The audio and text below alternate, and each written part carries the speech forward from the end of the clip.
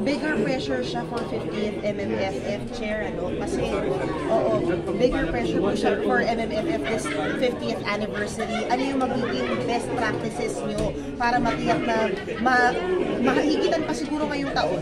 Well, unang-una siguro yung lineup ng pelikula. We expect po with the success nito MMFF 2023 or yung 49th edition, mas magagandang pelikula yung isasabit.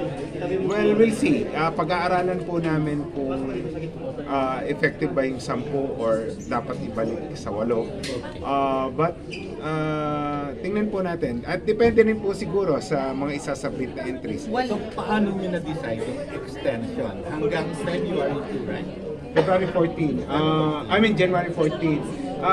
Nakita po namin kasi yung clamor or yung request based sa aming monitoring at marami po kasi nagsasabi na hindi sila nakapanood dahil pagpunta nila sa sinehan, mahaba yung pila, sold out, yung mga movies at meron po kasi mga lugar pa na hindi naikutan ng pelikula meaning pag 2-3 sinihan lang yung available doon sa lugar, syempre yung bumebenta yung nailagay doon. So, para mabigyan din yung opportunity yung iba pang pelikula na maipalabas doon sa mga iba't ibang lugar na yan.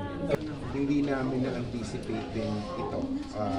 Although expected, pero hindi ganito katalamak. Medyo, like as I said, makakapagpa-take down kami ng ilang sites dahil mas marami yung sumusulpot So hindi kami makaka-catch up, hindi kami talaga makaka-catch up. Nagtutulong-tulong naman kami, producers.